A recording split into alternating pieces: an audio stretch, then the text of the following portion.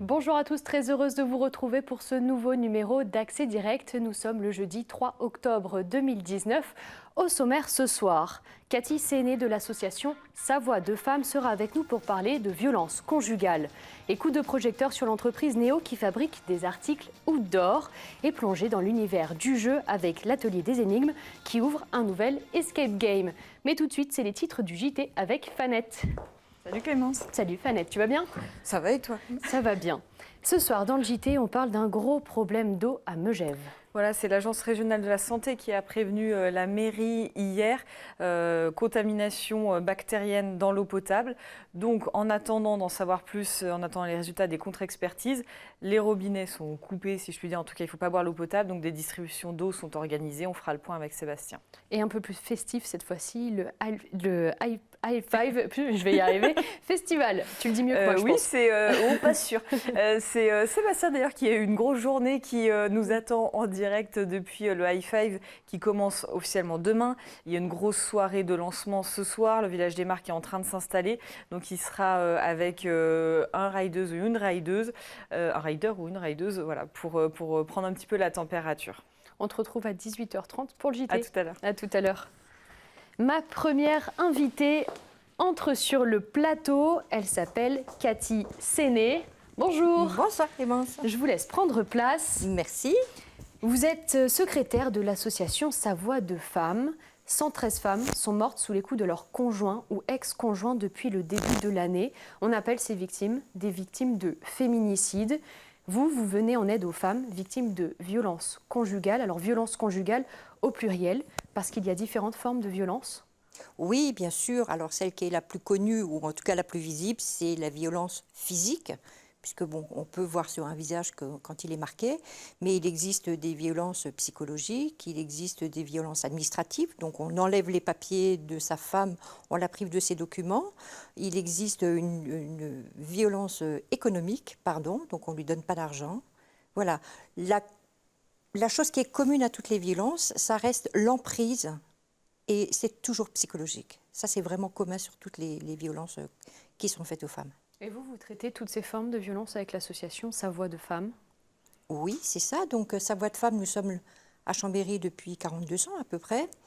Nous sommes 4 salariés, 3 personnes qui sont des professionnels, donc qui suivent ces femmes régulièrement. Donc, on a des associations pour nous aider, parce qu'on ne peut pas tout faire. Et nous avons également, en ce moment, un service civique que nous cherchons, si quelqu'un, voilà. Vous avez lancé l'annonce du service civique. Exactement. Nous avons également un mécénat de compétences, donc duquel on va parler tout à l'heure, puisque c'est aussi l'objectif, le but de ma venue ici. Et donc, nous avons une dizaine de bénévoles autour qui font fonctionner cette association. 219 000 femmes ont été victimes de violences physiques ou sexuelles par leur ex-partenaire ou partenaire en 2018. Depuis le mois de janvier, l'association a accueilli 334 femmes, soit plus 20% qu'en 2018. Comment est-ce que vous pouvez expliquer ce chiffre ? Alors, je pense que le Grenelle y est pour quelque chose, puisqu'aujourd'hui, on a plus de visibilité parce qu'on en parle, tout simplement. Alors, le Grenelle contre les violences faites aux femmes. Oui, pardon, oui. Donc, on en parle depuis quelque temps. On le voit bien quand on a fait, par exemple, le forum des associations. Les gens viennent nous voir en disant « il y a un Grenelle, c'est bien, on en parle ». Je pense qu'il faut en parler parce que beaucoup de ces femmes n'osent pas ou ne s'en rendent pas compte. C'est difficile quand on est sous l'emprise de quelqu'un. Quand elles entendent violence et qu'on leur explique ce que c'est, elles se disent bah, finalement, je suis touchée par ça. Donc, comment faire? J'appelle le 3919, par exemple, à la Fédération, ou j'appelle Sa Voix de Femme à Chambéry, ou d'autres associations, puisqu'on est un peu présent sur toute la France,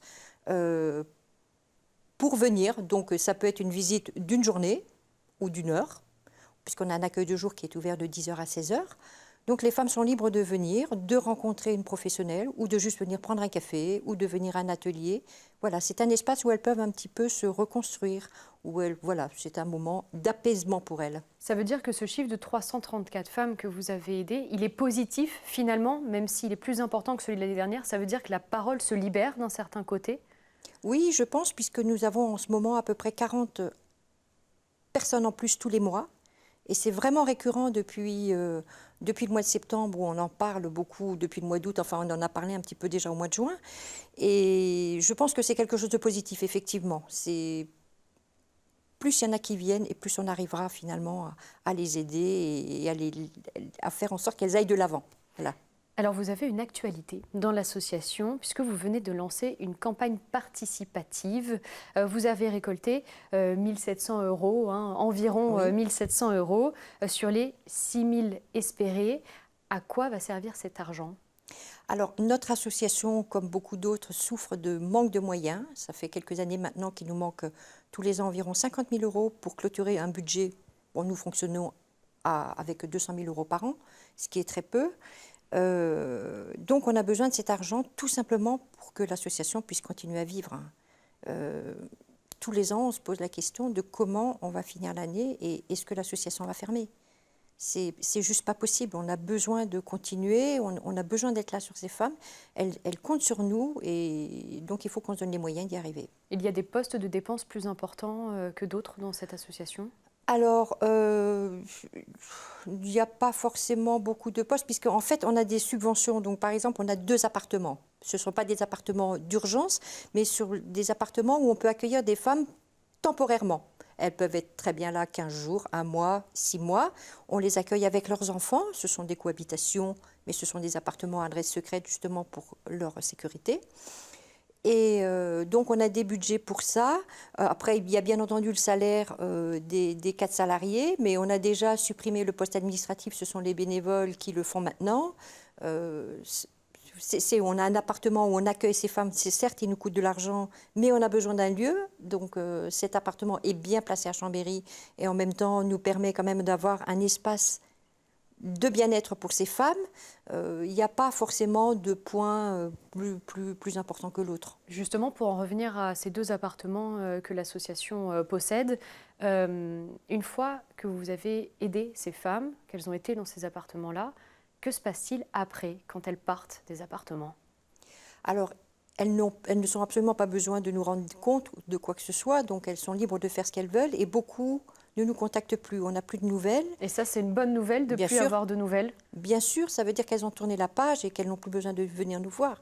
Quelque part, on a fait ce qu'elles attendaient de nous et on a participé au fait qu'elles aillent mieux. Donc c'est très bien. Vous organisez également des ateliers. Oui. Ils aident dans la reconstruction ou du moins pour reprendre confiance. Alors on a un groupe de parole 2 fois par mois. Nous avons également des massages. Nous avions un atelier cuisine. Alors voilà, c'est en gros ce qu'on fait en ce moment. On n'a pas beaucoup de temps pour faire énormément de choses. On manque cruellement de moyens. Donc voilà, on laisse vivre ce qui va et ce qui ne nous coûte pas trop cher en fait. Voilà. Alors j'avais une dernière question puisqu'on parle de femmes depuis le début ensemble. Les hommes dans tout ça, comment est-ce qu'on peut faire pour finalement ne pas les exclure de cette problématique des violences conjugales ? Vous voulez dire les hommes qui sont pas violents avec les femmes? Exactement. C'est une très bonne question. Nous, très sincèrement, on en a très peu dans notre association. Nous aimerions beaucoup que des hommes aussi s'impliquent dans l'association. Mais je crois qu'il faut en parler. Il faut qu'ils en parlent à leurs amis, que ce soit un sujet qui ne soit pas tabou. Il ne concerne pas que les femmes non plus. Voilà. Pardon ? Il ne concerne pas que les femmes non plus, ce sujet. Ah non, il y a aussi beaucoup d'hommes qui sont dans cette situation-là, mais là, il y a d'autres associations qui s'occupent des hommes, puisque nous ne faisons pas. À un moment, il faut faire un choix, donc nous avons opté pour les femmes. Mais c'est vrai que je pense que c'est la parole qui va aider. Et qu'un homme en parle et ose en parler, je pense que ça a encore plus d'impact qu'une femme. Parce qu'une femme, on va souvent lui dire « oui, mais toi, tu es féminine ». C'est pas forcément le cas. On peut juste être là et être attentif à l'autre. Et je pense que si un homme le dit, effectivement, on ne lui dira jamais « t'es féministe ». Ça a un autre poids. Donc j'encourage bien sûr les gens à en parler autour d'eux. Alors on va rappeler le numéro téléphonique de l'association, c'est le 04 79 85 53 68 et l'adresse mail contact@savoidefemme.fr. Un numéro vert existe également, vous l'avez dit en tout début d'interview, c'est le 39 19. Et pour retrouver la campagne participative, il suffit d'aller sur votre site internet Sa Voix de Femme, c'est bien ça? C'est bien ça, vous allez dessus, vous allez avoir le lien. C'est très simple, il suffit de cliquer sur le lien et vous pouvez faire un don de 5, 10, 50 euros. Enfin voilà, à partir de 5 euros, vous pouvez faire un don. C'est vraiment très très simple et c'est très rapide. Donc je vous encourage à le faire. Merci beaucoup pour ces explications. Vous restez avec nous puisque l'on passe à la revue de presse. Et ce soir, vous aviez envie de nous parler de l'incendie de l'usine Lubrizol classée Seveso à Rouen. Oui, bien sûr, c'est quelque chose qui est d'actualité et qui a ému beaucoup de personnes. Et en particulier, ça m'a touchée tout simplement parce que je suis maman et que aujourd'hui, si j'habitais Rouen et avec mes enfants, je me poserais beaucoup de questions. Lesquelles, par exemple? Je ne me demanderais pas, enfin je sais pas, est-ce que je fais ma valise, je m'en vais tout de suite. Il y a beaucoup de choses qui ne sont pas dites, il y a beaucoup de détresse et en fait, je crois qu'on a du mal à savoir le vrai et le faux. Les discours sont tellement opposés que c'est difficile de se faire une opinion. Mais quand on voit cette fumée noire, on se dit c'est pas possible. On vous dit de plus cueillir des légumes, de plus ramasser de légumes. Donc ça veut dire quoi? Que tout ça, ça tombe juste sur les légumes et finalement ça tombe pas sur les gens. Ça me rappelle une vieille histoire de Tchernobyl où on disait finalement le nuage il s'est arrêté à la frontière de la France. Aujourd'hui, avec le recul, on sait très bien que c'était faux. Même s'il y a beaucoup de fake news qui sont sur Internet, je ne pense pas personnellement que ce nuage soit complètement inoffensif. Et si les gens souffrent, et si les gens vomissent, et si les gens sont malades, c'est qu'il y a bien une raison. Il faudra attendre bien sûr les analyses plus complètes et plus détaillées pour en avoir la certitude, effectivement. Oui. Merci pour cette revue de presse. Alors moi, pour le coup, je change complètement de sujet. Le 20 septembre dernier, une femme de 93 ans a été fauchée par un véhicule sur un passage protégé à Annecy. Depuis, les opérations piétons fantômes menées par la police nationale sont effectuées quotidiennement. Le principe, le voilà. Un policier en civil surveille le passage protégé. Il repère les véhicules qui ne cèdent pas la priorité aux piétons et transmet l'information à ses collègues en poste un petit peu plus loin qui interceptent le véhicule. Et là, c'est l'amende, 135 €, minorée en 90 € si elle est payée sous 7 jours et 6 points en moins sur le permis de conduire. Eux, par contre, ne sont pas minorés. Les emplacements sont choisis stratégiquement. Ce mercredi, les policiers ciblaient le passage protégé de l'avenue de Genève à Annecy, en face du bureau de tabac et proche de la Poste. À votre avis, combien d'automobilistes ont été verbalisés en l'espace de 45 minutes? 3, 4, je dirais. 9. Ah ouais, 9 automobilistes ont été verbalisés au total. Et attention aux idées reçues, les conducteurs de trottinettes électriques sont eux aussi soumis à l'amende en cas de refus de priorité face à un piéton. En gros, pour faire simple, au passage protégé, on s'arrête pour laisser passer les piétons. Et c'est peut-être aussi tout simplement une règle de savoir-vivre. Vous avez une réaction ? Je pense que c'est une très bonne chose.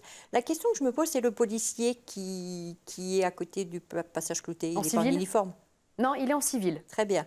Je trouve que c'est très bien. Et aujourd'hui, en ville, quelquefois, le piéton n'est plus du tout protégé. En fait, il est obligé de faire attention. Et en plus, encore maintenant, avec les voitures électriques, on ne les entend plus venir. Donc, c'est très bien de remettre les passages cloutés en circulation et de verbaliser les gens. Je suis tout à fait pour. Merci beaucoup pour votre venue sur ce plateau. On vous souhaite bon courage et bonne chance pour votre cagnotte participative. Merci pour votre accueil. Merci. Je vous souhaite une très bonne soirée. Au revoir.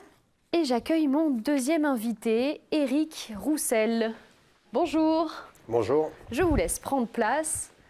Vous êtes le président de Neo. Votre entreprise fabrique des voiles de speed riding, des sellettes, des accessoires, des protections, des vêtements et même une casquette. C'est ce que j'ai vu sur votre catalogue. Le tout pour les mordus de la montagne et des activités sportives outdoor. Votre credo, c'est le Made in France, le fabriqué en France. Tous vos produits sont fabriqués en France, en Haute-Savoie et en Normandie, c'est ça ? Oui, effectivement. On est le seul constructeur de matériel de parapente, harnais et voiles qui fabriquons en France.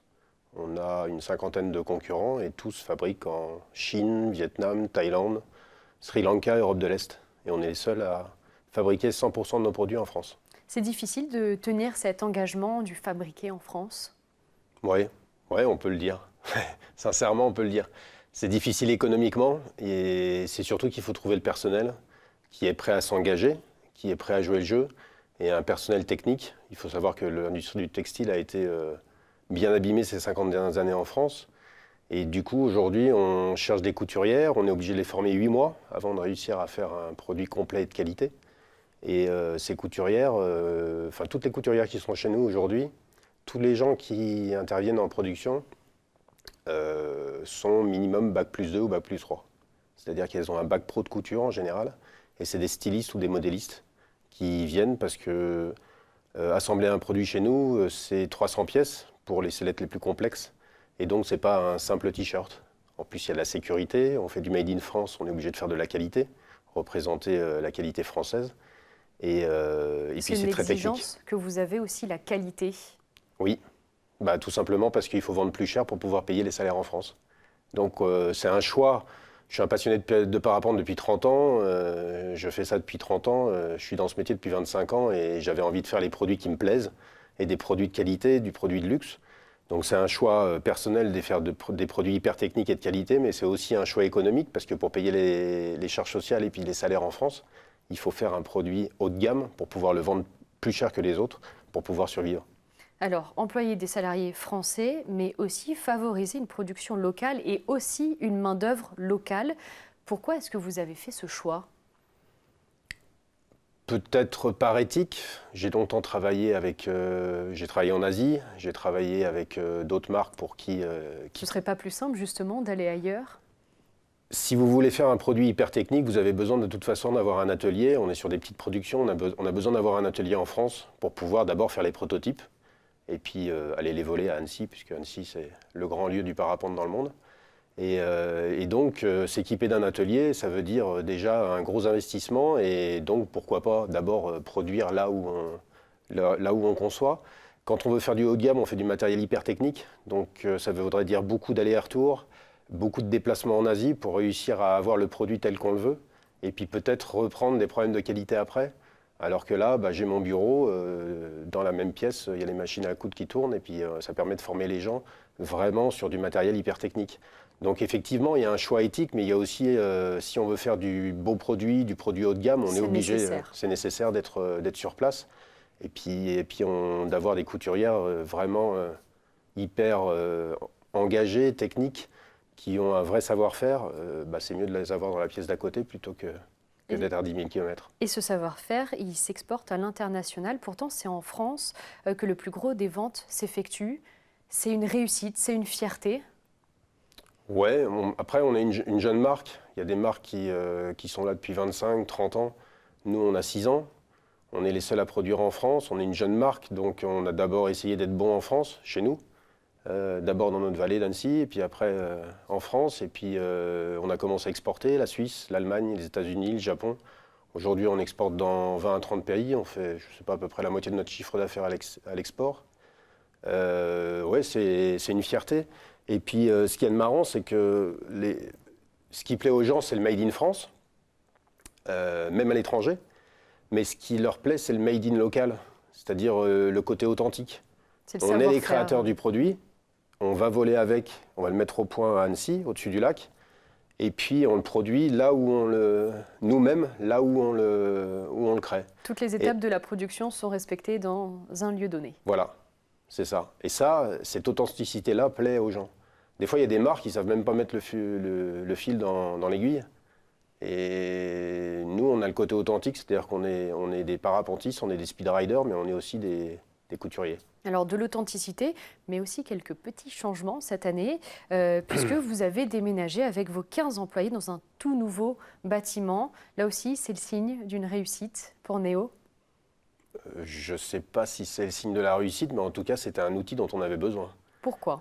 Parce qu'on ne coupait pas nous-mêmes nos tissus. C'est-à-dire qu'on les faisait sous-traiter. Toute la partie coupe, que ce soit presse ou découpe du tissu au ciseau électrique ou au laser, on faisait sous-traiter. Et donc, dans ce nouveau bâtiment, maintenant, vous êtes équipés ? Oui, on a une salle de coupe, on a acheté une découpe laser et ça nous permet de pouvoir découper nous-mêmes notre tissu. Donc, on a un apport de qualité avec la découpe laser, mais aussi on a un apport de facilité logistique et de coût. C'est un vrai plus. Ouais, c'est un vrai plus, ouais. Puis on avait besoin aussi d'agrandir l'atelier de couture, on avait besoin d'avoir un espace de travail qui soit plus agréable. Et ça, c'était important d'avoir des grandes fenêtres pour les filles en couture et puis le personnel de développement et du bureau. C'était bien d'avoir un espace de travail agréable. Au travail, on y passe quand même 8 heures par jour, donc c'est mieux d'être bien. Et ça a plu à tout le monde. Où est-ce qu'on peut se procurer tout simplement des articles de Néo? Sur votre site, mais est-ce qu'il y a aussi des points physiques de vente? Non, ce n'est pas sur notre site. On vend uniquement via des revendeurs professionnels, des écoles de parapente, des écoles de speed riding qui sont réparties. On a à peu près 200 points de vente dans le monde, une cinquantaine en France. Et là, vers Annecy, par exemple? À Annecy, à Talloires, il y a 2 magasins qui nous représentent. Il y a un autre magasin qui nous représente à La Tuile. Il y a un magasin qui nous représente au Salève. Il y en a 2 à Grenoble. Voilà. Merci beaucoup pour toutes ces explications. Merci d'avoir été avec nous ce soir. Et puis, on vous souhaite une belle continuation. Merci. À bientôt. Merci beaucoup. Je vous laisse rejoindre la régie. Nos 2 prochains invités sont des accros au jeu, mais attention, pas n'importe quel jeu. Ils sont plutôt du genre à s'enfermer dans une pièce pour trouver la solution de différentes énigmes. Je parle bien sûr des escape games. Émilie Jacquin et Mathieu Pallois, bonjour. Bonjour. Vous êtes présidente et directeur général de l'atelier des énigmes à Annecy et vous êtes déjà les heureux propriétaires de 3 salles d'escape game. Vous en avez ouvert une nouvelle mi-août qui s'inspire du jeu Célestia, la cité perdue. Comment qualifiez-vous son univers? Alors, donc oui, petite précision, c'est Célestia, la cité oubliée. La cité oubliée, pardon, la cité perdue. Voilà. Mais ça fait, voilà, c'est ça. D'accord, du coup, ça va. Et comment est-ce que vous qualifiez du coup l'univers de Célestia? De ce thème. Donc c'est un univers onirique, vraiment c'est un univers imaginaire, un peu féerique, puisqu'on s'est inspiré de l'univers du jeu de société éponyme, le jeu Célestia, édité par Blam. Et donc voilà, c'est vraiment un univers un peu à la Jules Verne ou les mondes de Gulliver, donc vraiment ce côté... C'est coloré. Oui, c'est ça. En fait, c'est un univers qui est fantastique, c'est pour éveiller l'esprit qu'on a de tous les enfants qu'on est en nous, d'être émerveillés. Et donc c'est vraiment un univers qui est fantastique, onirique, mais un peu steampunk, c'est-à-dire avec des machines, des mécanismes, des choses comme ça. Mais c'est léger quand même, quoi. C'est quelque chose de joyeux. Voilà. Alors, vous avez commencé à en parler. Cette nouvelle salle est née donc d'une collaboration avec Blam, l'éditeur de jeux annécien, qui est donc à l'origine de la réédition, si je ne me trompe pas, exactement. de Célestia, puisque le jeu était déjà sorti aux États-Unis. Exactement. Blam l'a remis un petit peu au goût du jour, et vous, maintenant, vous en faites un escape game. Et justement, ils l'ont remis au bout du jour avec des nouvelles illustrations, et c'est justement ça qui donne aussi la magie de ce jeu. Parce qu'un jeu de société, on peut se dire c'est juste un jeu de plateau avec des cartes, non. Là, ils ont vraiment fait une identité visuelle, graphique qui était très forte. Et nous, on se l'est accaparé pour redévelopper une nouvelle cité céleste qui n'existe pas dans le jeu, parce que dans le jeu, on doit se déplacer avec un petit aéronef de cité céleste en cité céleste. Et nous, on a développé une nouvelle cité céleste. Voilà. Eh ben, je vous propose de regarder la bande-annonce pour Avec se faire plaisir. une petite idée.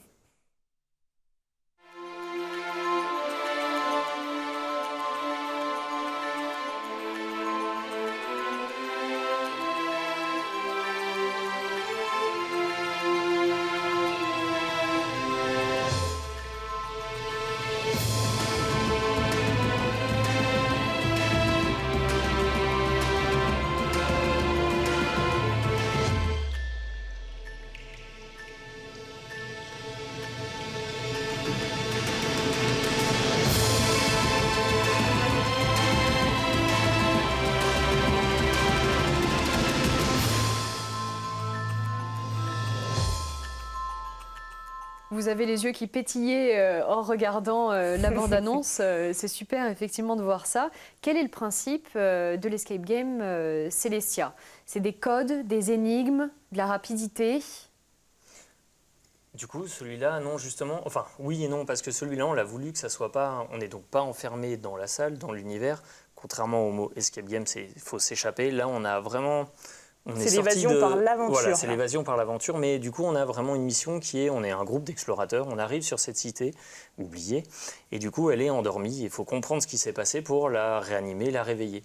Et du coup, c'est un thème qui est plus, donc comme on voulait que ça soit onirique, c'est plus un thème qui est dans contemplatif, où il faut prendre peut-être un peu son temps. C'est un peu comme un spectacle interactif. Exactement, là, les joueurs, en fait, ils sont vraiment acteurs de leur jeu, ils vivent l'aventure pleinement.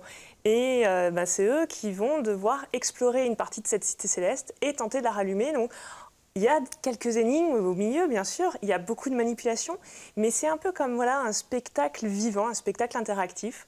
Et donc, ils vont être en équipe pour tenter de rallumer cette cité. Et donc, ils vont voir plein de petites surprises, de magie au fil de l'aventure. Et c'est ça. Il y a plein de mécanismes, de trucs qu'on va observer. Et en fait, on l'a voulu vraiment, faut le voir, faut y aller à la cool. C'est pas un challenge cérébral, celui-là. On l'a voulu qu'il soit plus axé, ce thème, pour les familles. On a d'autres thèmes qui sont peut-être, plus cérébraux, où c'est plus le challenge avec les énigmes pures et dures. Là, faut y aller décontracté. Faut pas oublier que ça se fait en 1 heure de jeu, mais voilà, faut prendre le temps. Oui, chrono. Exactement, c'est ça. Là, faut prendre le temps et il faut chrono, peut-être l'idée, c'est d'arriver à estomper la notion de temps, que ça passe, c'est secondaire, voilà. Quel élément du jeu initial est-ce que l'on retrouve ? Ou est-ce que vous vous êtes permis peut-être quelques petites libertés ? Alors, on n'a pas transposé effectivement le jeu de société en escape game. On s'est inspiré de l'univers imaginaire, en fait. Et l'univers du jeu, du société, c'est un peu un monde à la Jules Verne, comme on disait à Gulliver. C'est du steampunk coloré, du steampunk allégé. Et donc, on retrouve vraiment cet univers-là dans la salle, dans le thème qu'on a créé. On retrouve aussi des éléments. Et après, on retrouve des clins d'œil. On retrouve plein de clins d'œil. Donc, en fait, les joueurs qui ont déjà joué au jeu de société vont retrouver des clins d'œil, mais justement, on ne peut pas le dire à l'avance. Donc, ils vont aussi même retrouver avant de découvrir la Cité Céleste, même déjà dès la partie du briefing pour la mise en condition, il y aura déjà un gros clin d'œil. Et après aussi, c'est justement ce que je vous disais avec l'illustrateur du jeu, Célestia, a fait toutes les illustrations qu'on retrouve dans notre salle. Du coup, on retrouve vraiment cette homogénéité que on a rebouclé la boucle de cette façon-là. Mais après, on retrouve pour les connaisseurs plein de petits trucs des animaux, des trucs. Les fameux petits clins d'œil. Bon, voilà, on n'en dit pas trop. Il ne faut pas spoiler, mais il faut regarder aussi un petit peu. Vous avez créé vous-même les décors de Célestia. C'est une particularité, ça, de l'atelier des énigmes, de créer soi-même les décors. Oui, les décors et aussi les mécanismes, c'est ce qu'on voit aussi qui déroule derrière, c'est qu'en fait, on fabrique tout. Nous, on part vraiment d'une feuille blanche, on est arrivé dans un local où il n'y avait rien. Et on a tout créé, que ce soit aussi bien de la peinture que les mécanismes, que l'électronique, la programmation.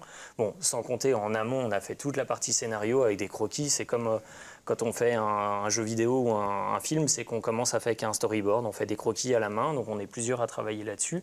Et du coup, on en parle entre nous, qu'est-ce qu'on met comme énigme, le fil rouge, et puis après, dans la réalisation, donc on fabrique tout nous-mêmes. Donc là, on est 6 dans l'équipe. On a des machines, on fabrique tous à des niveaux différents. Il y en a un qui est plus spécialisé dans la peinture, d'autres dans la programmation, ça c'est moi, voilà. Mais après, tout le monde participe. D'autres dans l'histoire, plutôt les énigmes ou le design des éléments. Chacun sa tâche. Exactement. De 2 à 5 joueurs, combien coûte une partie ? Alors, par exemple, 4 joueurs, parce que c'est la configuration optimale. Et c'est moins cher qu'une amende sur le passage clouté. Moins cher qu'une amende. C'est 90 €, minoré sous 7 jours. Voilà. Donc pour 4 minoré, pour 4 joueurs, c'est 108 € la séance. Voilà, exactement. En fait, c'est 2, c'est 79 € et donc 4 joueurs, 108. Enfin voilà, chaque fois il y a. Est-ce qu'il faut réserver ? Oui, c'est sûr. En fait, c'est comme un spectacle ou un théâtre, on réserve sa place et c'est des séances qui sont privatives. C'est-à-dire que si vous réservez que pour 2, vous êtes qu'à 2. Il n'y a pas d'autres personnes et tout. Donc voilà, dans la salle, on est vraiment que le groupe qu'on a choisi. Eh bien, merci beaucoup de nous avoir fait découvrir l'univers fantastique de Célestia, la cité oubliée. Je l'ai cette fois-ci. Vous restez avec nous le temps d'ouvrir une page de pub puisque juste après, c'est le JT.